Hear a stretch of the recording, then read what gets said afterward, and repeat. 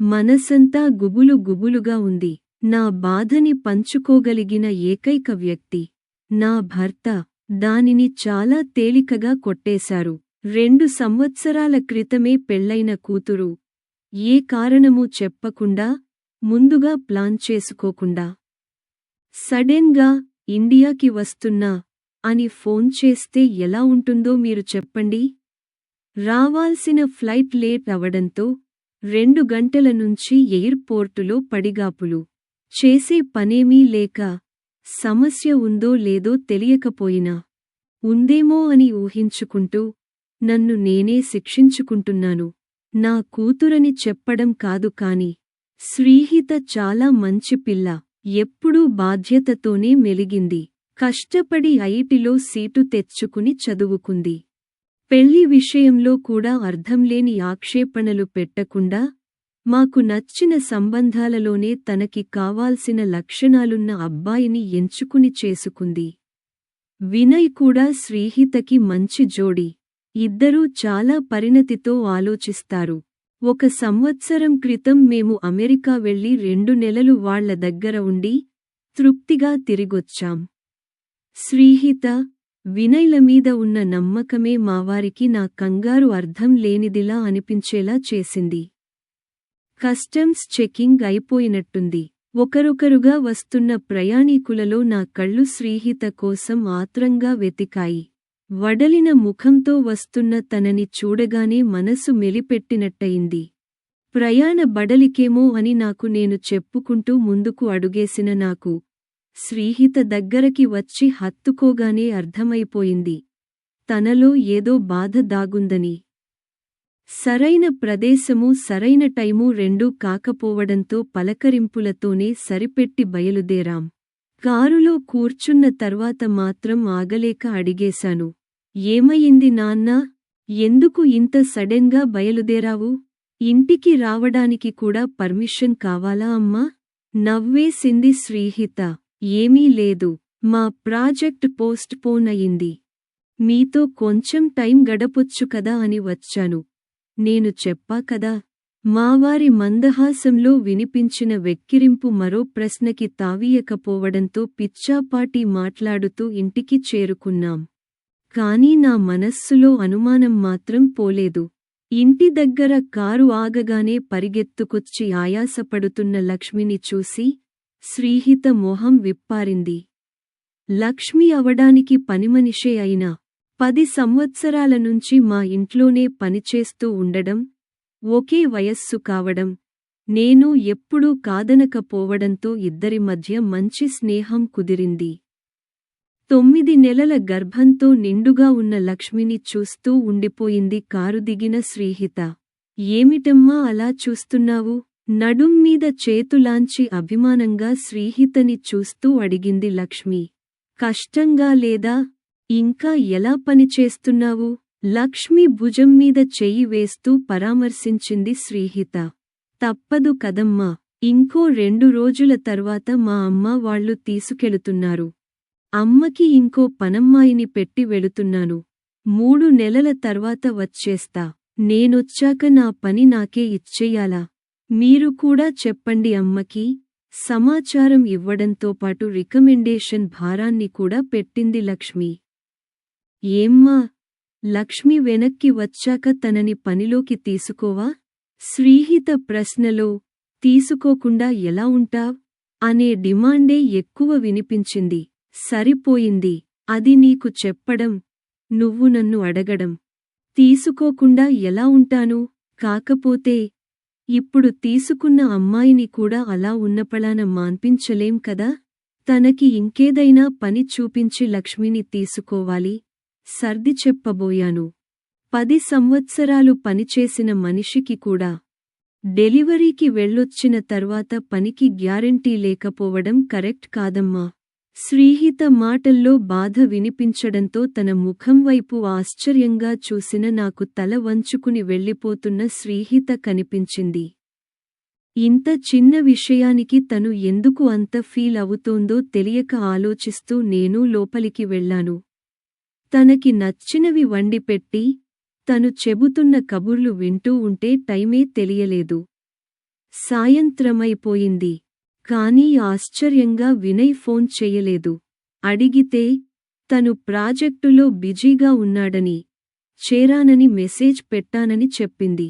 ఏదో జరిగిందని నాకు అర్థమైపోయింది. 2 నిమిషాలు కూడా టైం లేనంత బిజీగా ఉన్నాడంటే నేను నమ్మలేకపోయా. ఇంతలో శ్రీహితని చూడటానికి పక్క వీధిలోనే ఉండే మా అక్క నిర్మల రావడంతో శ్రీహితని రెట్టించే అవకాశం దొరకలేదు. పెద్దమ్మా, చాలా చిక్కిపోయావు. ఎందుకు? ఆప్యాయంగా అడుగుతూ పక్కన కూర్చుంది శ్రీహిత. ఏముందిరా, నీకు తెలిసిందే కదా, నీరజక్క గురించే నా దిగులంతా. ఏమయింది పెద్దమ్మా? నాకేమీ తెలియదే. దానికి పెళ్ళయి 8 సంవత్సరాలైనా ఇంకా పిల్లలు లేరని, వాళ్ళత్త విడాకులు ఇవ్వమంటోంది. కొడుక్కి ఇంకో పెళ్లి చేస్తుందట. అదేమిటి? పిల్లలు కనలేకపోతే మనిషే కాదా? పెంచుకోవచ్చు కదా? బావగారు ఏమంటున్నారు? శ్రీహిత ప్రశ్నల మీద ప్రశ్నలేసింది. అబ్బాయి మంచివాడే. ఆవిడ ఇష్టప్రకారమైతే ఎప్పుడో డివోర్స్ అయిపోయేవి. నీరజకి గర్భసంచి బలహీనంగా ఉంది. అందువల్ల గర్భం నిలవట్లేదు. అబ్బాయి సరోగసి ట్రై చేద్దామంటున్నాడు. ఆవిడ ఒప్పుకోవట్లేదు. ఎందుకు? మన బిడ్డే కదా, అవసరం కోసం వేరేవాళ్లు మోస్తారంతే. తప్పేముంది? పిల్లలని కనడం తప్ప ఆడవాళ్ల జీవితంలో అర్థవంతమైన పనే లేదా? ఎందుకట్లా రాతియుగం మనుషుల్లా ఆలోచిస్తారు? శ్రీహితలో ఇంత ఆవేశం నేను ఇంతవరకూ చూడలేదు. ఆశ్చర్యంగా తనవైపే చూస్తూ ఉండిపోయాను. నిర్మలక్క ఏమనుకుందో ఏమో. ఇవి వదిలేయ్, నీ విశేషాలు చెప్పు నిట్టూరుస్తూ అనడంతో ఆ టాపిక్ అక్కడితో ఆగిపోయింది. రాత్రి భోజనం చేశాక శ్రీహిత తొందరగా పడుకుంది. దాని మనస్సులో ఏముందో తెలుసుకోవడానికి నేను మరో ప్రయత్నం భోజనాలప్పుడు చేసినా ఫలితం లేకపోయింది. ఇంకేమీ చేయడానికి తోచక, మావారు వద్దంటున్నా వినకుండా, మా అల్లుడు వినయ్కి ఫోన్ చేశాను. మొదటి రింగ్కే ఫోనెత్తాడు. హలో అత్తయ్యా అవడానికి ఎప్పుడూ పిలిచే పిలుపే అయినా, నా మనసుకి మాత్రం తన గొంతు డల్గా అనిపించింది. హలో బాబూ, ఎలా ఉన్నావు? బావున్నాను. కొంచెం బిజీ, అందుకే ఫోన్ చేయలేకపోయాను. శ్రీహిత మెసేజ్ పెట్టిందిలెండి. అడక్కుండానే సంజాయిషి. ఏమయింది బాబూ? నేను డైరెక్ట్గానే అడిగేశాను. ఏమీ అవలేదు అత్తయ్యా.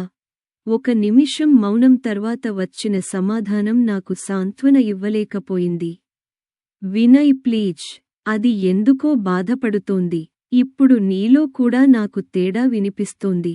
నాకు కంగారుగా ఉంది. దయచేసి విషయానికి చెప్పు. మీతో చెప్పకూడదని కాదత్తయ్యా. ఈ విషయానికి నేను చెప్పడం కరెక్ట్ కాదు. శ్రీహిత బాధపడుతుంది. నేను హ్యాండిల్ చేస్తాను దాన్ని. నీకు మాట రానియను. సరేనా? ఏమయిందో చెప్పు వినయ్. శ్రీహిత సరోగసి ట్రై చేద్దాం అంటోంది. వినయ్ ఇచ్చిన నిట్టూర్పుతో కూడిన సమాధానం నాకేమీ అర్థం కాలేదు. ఎందుకు బాబూ? ఏదైనా సమస్య? డాక్టర్ సజెస్ట్ చేశారా? లేదు అత్తయ్యా. తనకి పిల్లలతో కెరీర్ దెబ్బతింటుందని భయం.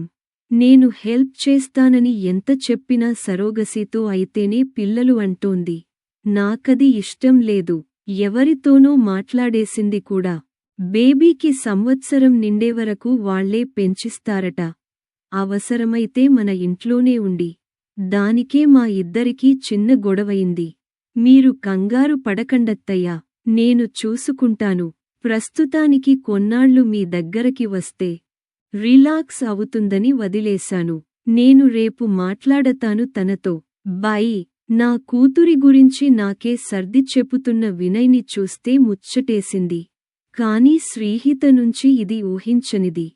ఆలోచనల సుడిగుండంలో చిక్కుకున్న మనస్సుకి నిద్రాతీరం దారే తెలియలేదు. యాస్టరిస్క్. అమ్మా, చిన్నతాత ఎందుకు అలా అంత పెద్దగా ఏడ్చేశాడు?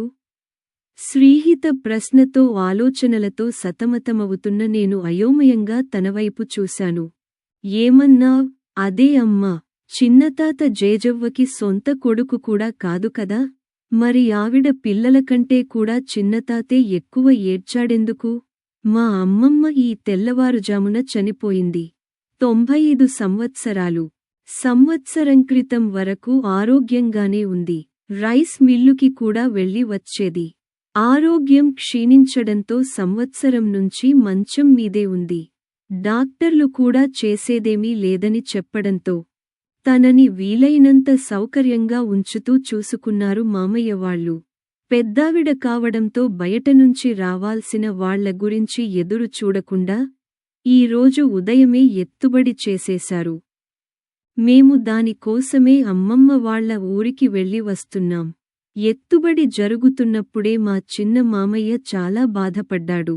చిన్నతాత జేజవ్వకి సొంత కొడుకు కంటే ఎక్కువ. తాతకి అంతే. వాళ్ల అనుబంధం చాలా స్పెషల్. అదో పెద్ద కథ. చెప్పొచ్చు కదా? వినే ఓపిక ఉందా? అబ్బా! అమ్మా! నేనే కదా చెప్పమని అడుగుతున్నా. టూకీగా చెప్పు. సరే విను. నేను మా అమ్మ దగ్గర విన్న మా అమ్మమ్మ కథని చెప్పడం మొదలుపెట్టాను. మా అమ్మమ్మ వాళ్ళు ముగ్గురు అక్కచెల్లెళ్ళు. మామూలు వ్యవసాయ కుటుంబం. పేర్లు రుక్మిణి, సుభద్ర, రేవతి. కొంచెం పెద్దదైన రుక్మిణి తల్లిదండ్రులు పొలంకెళ్ళినప్పుడు పిల్లలందరినీ జాగ్రత్తగా చూసుకునేది. అప్పట్లో బాల్య వివాహాలు మామూలే కావడంతో రుక్మిణికి 10 సంవత్సరాలకే పెళ్లి చేశారు. కాని ఆమె అత్తగారింటికి వెళ్ళకముందే 12 ఏళ్లప్పుడు ఆమె భర్త పాము కాటుకి బలయ్యాడు. దాంతో ఆమె పుట్టింటికే పరిమితమయ్యింది. ఆమె చెల్లెలు సుభద్ర భర్త ఊళ్ళో తనకి పెద్దగా ఎవరూ లేరని ఈ ఇంటికే ఆస్తితో పాటు ఇల్లరికం వచ్చాడు. ఇక ఆఖరి చెల్లెలు రేవతిని ఉన్న ఊళ్ళోనే ఇవ్వడంతో ఈ ముగ్గురు అక్కచెల్లెళ్ల అనుబంధం వాళ్ల పెళ్ళిళ్ల తర్వాత కూడా కొనసాగింది. తిండికి గుడ్డకి లోటు లేకపోయినా ఆర్థికంగా అవస్థలు పడుతున్న సమయం అది. తనకున్న సహజ నాయకత్వ లక్షణాల వల్ల కుటుంబాన్ని ముందుకు తీసుకెళ్లాలని తపన పడింది రుక్మిణమ్మ. కాని రుక్మిణమ్మ వితంతువు కావడంతో చాలా కట్టుబాట్లు ఉండేవి. తెల్ల చీర కట్టుకుని గుండుతో నలుగురిలో తిరగకుండా ఇంట్లో ఓ మూల ఉండాల్సిన పరిస్థితి. వీలైనంత వరకు కట్టుబాట్లు పాటిస్తూనే చెల్లెళ్ల సాయంతో కుటుంబాన్ని ఆర్థికంగా సాంఘికంగా ముందుకు తీసుకెళ్ళింది రుక్మిణమ్మ. అయితే అంతా మనం అనుకున్నట్టే జరిగితే జీవితం ఎందుకు అవుతుంది? ప్రశాంతంగా సాగుతున్న వారి జీవితాన్ని అతలాకుతలం చేస్తూ 3వ బిడ్డతో గర్భంతో ఉన్న రేవతికి ఆరోగ్య సమస్యలు తలెత్తాయి. బిడ్డగాని ఆమెగాని ఒకరే బతికే అవకాశముందని డాక్టర్లు చెప్పారు. బతికుంటే ఒకరిని కాదు, కావాలంటే నలుగురినైనా కనొచ్చు. గర్భాన్ని వదులుకోమన్న అక్కల మాట ఆమె వినలేదు. ఆమె ఇచ్చిన సమాధానం, బిడ్డను చంపుకుని బతికిన తల్లి బతుకు కూడా ఒక బతుకేనా అని. అలాగే కని బిడ్డని చూసుకున్న 10 నిమిషాలకే చనిపోయింది. చనిపోయిన చెల్లిని చూసి, పుట్టగానే తల్లిని కోల్పోయిన బిడ్డని చూసి రుక్మిణమ్మ, సుభద్రమ్మ తల్లడిల్లిపోయారు. చెల్లెలు తన ప్రాణాలనే పణంగా పెట్టిన కన్నబిడ్డ అని. చెల్లెలి మీద ప్రేమ బిడ్డమీద ప్రేమ రెండూ కలిపి బిడ్డమీదకే మళ్లించారు. బిడ్డకి పోత పాలు పడలేదు. ఆకలికి గుక్క పట్టి ఏడుస్తున్న బిడ్డను చూస్తే మనసు తరుక్కుపోయింది సుభద్రమ్మకి. కాని ఏమి చెయ్యాలో తెలియని పరిస్థితిలో ఏడుస్తున్న బిడ్డని అక్కున చేర్చుకుని బిడ్డ నోటికి రొమ్ముని అందించింది సుభద్రమ్మ. తనకి చివరి బిడ్డ పుట్టి 3 సంవత్సరాలకి పైగా అయిపోయింది. ఇప్పుడు పాలు వచ్చే అవకాశం లేదు. కాని ప్రకృతి కూడా ఆమెలో ఆ బిడ్డపై ఉన్న ప్రేమకు కరిగిపోయిందా అన్నట్టు విచిత్రంగా పాలు వచ్చాయి. బిడ్డ ఆకలి తీరింది. ఆ బిడ్డకి తల్లి లోటు తీరింది. అప్పటినుంచి ఆ ఇంట్లో 6 పిల్లలు, 2 తల్లులు. పెద్దమ్మ, చిన్నమ్మ అనే పిలుపులు లేవు. అమ్మ అనే పిలుపు తప్ప. బిడ్డల మధ్య భేదం లేదు, అనురాగం తప్ప. తన ప్రాణాల కంటే గర్భస్థ శిశువు ప్రాణాలే ఎక్కువనుకున్న తల్లి ఒకరైతే, చెల్లెలి బిడ్డ కోసం ప్రకృతికి ఎదురీది మరీ పాలిచ్చి పెంచిన తల్లి ఇంకొకరు. తనకంటూ పిల్లలు లేకపోయినా చెల్లెళ్ల పిల్లల్ని తన పిల్లల కంటే ఎక్కువగా చూసుకుంటూ బాధ్యతలు మోసిన తల్లి మరొకరు. ముగ్గురు తల్లుల ముద్దుబిడ్డ, ఆ రోజు జేజవ్వ పాలిచ్చి పెంచిన బిడ్డ చిన్నతాత. ఇప్పుడు చెప్పు ఆయన బాధ సమంజసమో కాదో? ఆశ్చర్యంగా చూస్తున్న శ్రీహితని చూస్తూ ముగించాను నేను. అదెలా సాధ్యమమ్మా? శ్రీహిత నమ్మలేనట్లు అడిగింది. అదే అమ్మ ప్రేమ గొప్పతనం. రాత్రి నుంచి దిక్కుతోచని నా మనసుకి ఇదే సరియైన సమయం అనిపించింది. నాన్నా, దీన్నే నువ్వు కాలదన్నుకోవాలనుకుంటున్నది. ఏమంటున్నావమ్మా? శ్రీహిత గొంతులో అనుమానంతో పాటు చిరాకు కూడా వినిపించింది. రాత్రి వినయ్తో మాట్లాడానురా. తన మీద కోపం తెచ్చుకోకు. చాలా బలవంతం చేస్తే చెప్పాడు. అనునయంగా తన చేతిని నా చేతిలోకి తీసుకుంటూ చెప్పాను.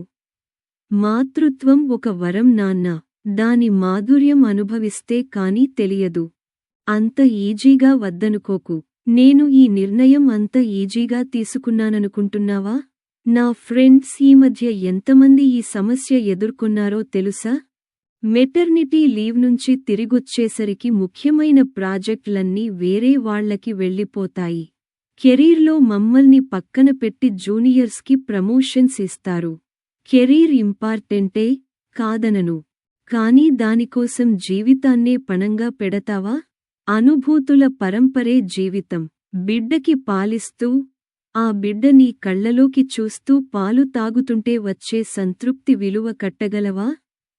ప్రతి క్షణం నీ కోసం తపిస్తూ, అందరికంటే నీ మీదే ఎక్కువ ప్రేమ చూపించే నీ చిన్నారి నిష్కల్మషమైన ప్రేమ ముందు సామ్రాజ్యాలైనా దిగదిడుపే కదా? రేపు కని పెంచిన సరోగసి తల్లే ఎక్కువ అని నీ బిడ్డ అనుకుంటే నువ్వు భరించగలవా? నీ బిడ్డని మరెవరో మోసి, కని, పాలిచ్చి, పెంచి నీకు అప్పగిస్తే నువ్వు పెంచుకుంటావా? అంటే అమ్మతనాన్ని కూడా అవుట్ సోర్స్ చేస్తావా? దానికంటే దత్తత మంచిది కదా? సరోగసి తప్పని కాదు. ఇంకే దారి లేనివాళ్లకి అదో వరం. కానీ నీకు కాదు.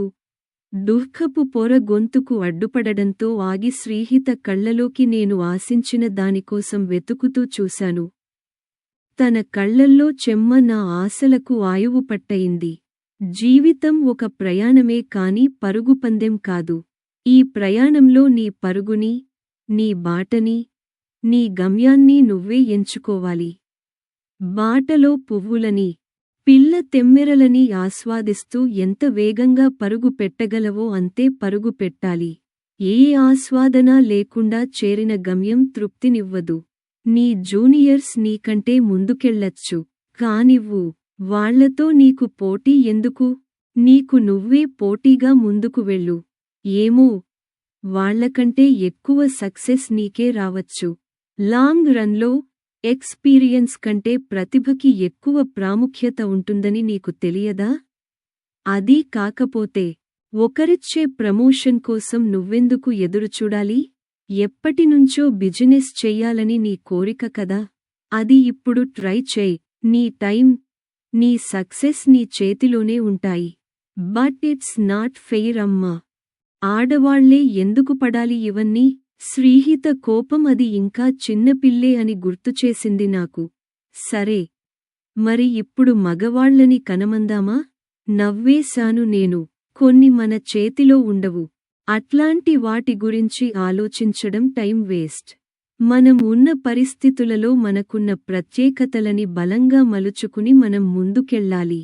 ఆడవాళ్లకున్న మల్టీటాస్కింగ్ స్కిల్స్, అందర్నీ అర్థం చేసుకుని కలుపుకుపోయే తనం లాంటివి మనం పిల్లల పెంపకం ద్వారా అలవరుచుకున్న నైపుణ్యాలే.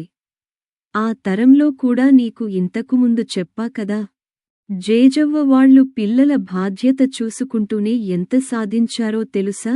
వ్యవసాయం చేశారు, రైస్ మిల్లు కట్టారు, కోళ్ల ఫారం, 100 ఆవుల పాడి. ఇలా చాలా చేశారు. దేనికీ పిల్లలు అడ్డుకాలేదు. వినయ్ మంచి పిల్లాడు.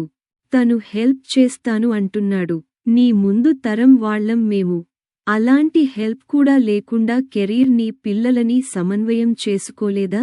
నీకు తెలుసుగా, నేను మీ అత్తయ్య ఇద్దరమూ కెరీర్ ఉన్నవాళ్లమే. ఇప్పుడు రిటైర్ అయ్యాం. నీకు కావాల్సినంత హెల్ప్ మేము చేస్తాం. అర్థమవుతోందా? శ్రీహిత కళ్ళల్లో అంగీకారం కోసం వెదికాను. కాని అంతకంటే ఎక్కువే కనిపించింది. పశ్చాత్తాపం కన్నీరై కారుతుంటే నా ఒడిలో మొహం దాచుకున్న నా చిన్నారి శ్రీహిత తలపై చెయ్యివేసి ఊపిరి పీల్చుకున్నాను నేను. ఈ కథ మీకు నచ్చినట్లయితే లైక్ చేయండి, కామెంట్స్ పెట్టండి. ఇంకా మీ బంధుమిత్రులకి షేర్ చేయండి.